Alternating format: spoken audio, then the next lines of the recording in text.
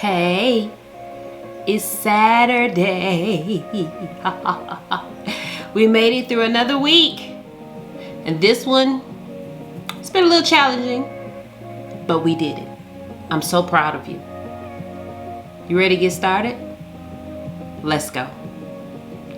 Hey, it's Saturday. That means we're going to spend some time with God. Welcome to Saturdays with God with your girl, Ashley Renee. Don't forget, like, share, and subscribe. Let's get started. So the last few weeks, we've been talking about looking at basically the things that are going on in our mind. We talked about the broken record of fear and how that plays over and over and over. Okay, I'll stop. But it plays over and again in your mind. And then we talked about how you have to switch that with things that are good, things that are lovely, things that are true, things that are excellent, things that are praiseworthy, according to Philippians 4:8. And that in doing that, the peace of God, which surpasses all understanding, will guard your heart and mind. Okay. So this week I was challenged about when you get the peace of God, and then God says, well, what do you need? Or what do you want? The challenge was, I don't use my imagination enough. Because of life and life circumstances, things that have happened, my experiences, all of that, it causes me to think in reality. Keep it real. Let me be realistic about it. But being a Christian and a believer, there are some things that I have to see supernaturally. There are some things that I can't believe them if I can't see them. Can I? But as a Christian, I have to believe things that I cannot see. This is where faith comes in. So the NIV Bible reads it this way, Hebrews 11:1. Now faith is confidence in what we hope for and assurance about what we do not see. If I have no imagination, how can I believe in something that I cannot see? Which leads me to today's point. In the Bible, it says in 1 Corinthians 2:9, it says, however, as it is written, what no eye has seen, what no ear has heard, and what no human mind has conceived. Or in another version, it says, no imagination can conceive or think. The things God has prepared for those who love him. Ephesians 3:20 says, now to him who is able to do immeasurably more than we could ask or imagine, according to his power that works within us. So I go back to the question that was asked. If God said to you, what do you need? What would you tell him? Forgetting about him being all-knowing and that he really knows what you need, he wants you to tell him. Let's say he didn't know. What would you tell him? Would you only say the big things? Or would you bring everything to God? Like, for example, I need to go to the store. I would like to get a parking space up close so I can run in the store and run back out. Is that too small? Would I be bogging down God with the minutia of my issue? I need to go to the store and I need everything that I need to be in this one store, so I don't have to go all the way around to 4 different stores, so to save me energy, time, and peace of mind. But is that still the minutia of my issue? Is it still Ashley, that's you wasting God's time. Am I though? Am I? The word says, cast your cares on him, for he cares for you. Is that something you care about? It's something I care about. Or it's something that's bothering me. Or this is something I need to deal with. My point being is, on a day-to-day basis, if you had somebody to come to you and say, what is it that you need? Would you give them the small details and the big details? Or would you just give them the big details? For example, you need a place to stay. You need your bills paid. You need your debt taken care of. Those are big things. Those are everyday things. Is that what would come to your mind? But then when you got home, you still wouldn't have no groceries. Your child would still be struggling with school homework. But you didn't ask for those things. You didn't ask for them. You still have anxiety. You still have fear. But you didn't ask God to take care of that. We only ask God, we treat God like he's a gas station. I just need gas. And every now and then I might go in and get a honey bun or some chewing gum. But that's it, God, I'm good. I'm good. And then I come back around when I run out of gas again. But God is saying, bring me everything you can think or imagine. The other flip side of this is, as an adult, when it comes to life, all the things that I dreamed about when I was a child or as an adult. And I have told myself through fear, through that recording that was in my head, that broken record, that I couldn't have that. When I got pregnant, do you understand? Maybe you don't, and some of you may. The guilt and the shame that came with getting pregnant. I wasn't married. I wasn't in a relationship. I was just dating. I was praise and worship leader at my church.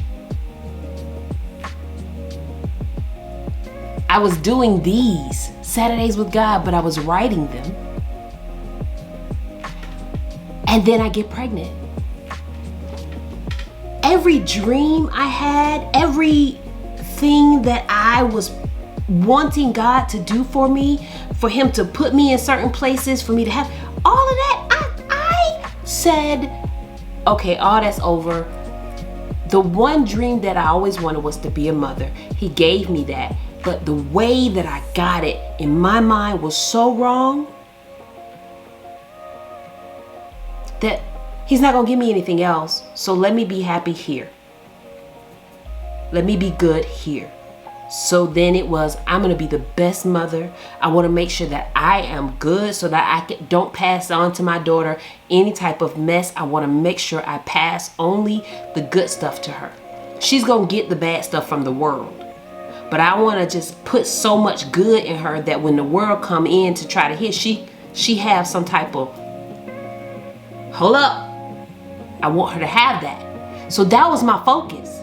So my dreams and what I imagined and where I imagined myself to be, all of that went out the window. So here again, if somebody asked me that question, if God asked me that question, I'm only giving him the big things. I'm not using my imagination enough. And even when I imagine, it still won't be big enough for the things that God has for me. So let's think of a scale here. What I'm saying is, right now, the way I imagine, I'm at ground zero. So anything above ground zero is great. Now understand that God is off the Richter scale. He is off the charts. So what he wants to do for you and what he wants to give you. And he has the power and he can do it. He can do it, right? Okay. But if I'm at ground zero and he does something just at level 1, then I can mistake that for the best.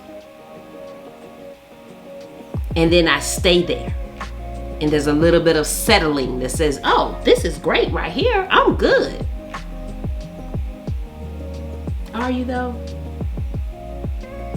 And at the same time, God is still pulling and stretching and calling you higher. But God, but you already blessed me. I'm good right here. Now, we are not talking about being content where you are and being sad. This is not that conversation. That's for another day. We are strictly talking about having faith, having the understanding. And I'm talking about me. Because this week, God has challenged me to remember what you dreamed. Remember what you wished for. Remember those things. And if it ain't for me, he'll let me know. But I threw it all in the trash because of what I thought because I was so wrong. My guilt, my shame, my fear said, throw that away, girl. That's over. You missed that boat.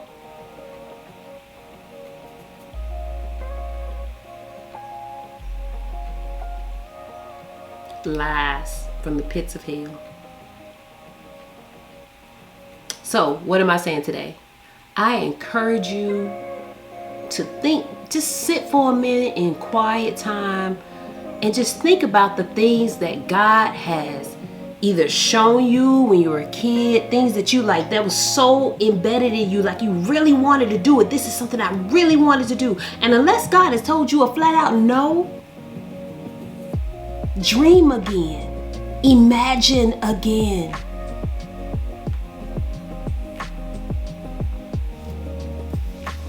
I gotta imagine like my child imagines. I have to begin to use my imagination all over again. The creative space I was in as a kid, if you asked me to come up with a short story, I could do it like that, no problem. Now, all of my stories are tainted by life.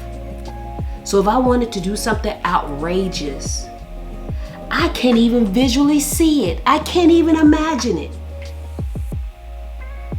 So what does this mean? If God says, I'm going to heal your body, can I imagine myself being healed on the other side? Can I? If God says, you're going to be married and you're going to be happy with children, can I see that? Can I imagine it? I could as a kid. Ask my cousins. That was my whole listen, they didn't even want to play with me no more after a while. Because I could imagine it. We play imagination games all the time. And I, as an adult, as a teenager, slowly started to let my dreams fall to the wayside. That's never going to happen. And then when I gained weight, that's never going to happen. You might as well let that go. I'm picking it all back up now. God ain't told me no. And until he does, it's time to imagine. It's time to dream. All right? Have a dream-filled Saturday. Allow your mind not to drift. That is not what I'm talking about. But to imagine. See yourself in better situations. See yourself free. Imagine it. And let's see if God won't do it. I'm going to come back to this video and play it. And I'm going to put it, by that time I would have learned how to do a little bit better editing. And I'm going to be able to put my video in a video. And I know some of y'all watching like, actually that's easy. Good for you. I'm not there yet. Maybe you can help me. Okay, but anyway, I'm gonna put it inside the video. It's gonna be video. Y'all remember when I said this? And then I'll tell you what my dreams are, or what they were, and how they've come to fruition. I'm believing on some crazy mess, man. All right, I love you guys. Have a great Saturday. We'll see you next week. And we're still talking about the broken records. I haven't forgotten. This actually is a broken record too. I'm putting the record back together. Dream again. I'm gonna dream. Okay, I'm sorry.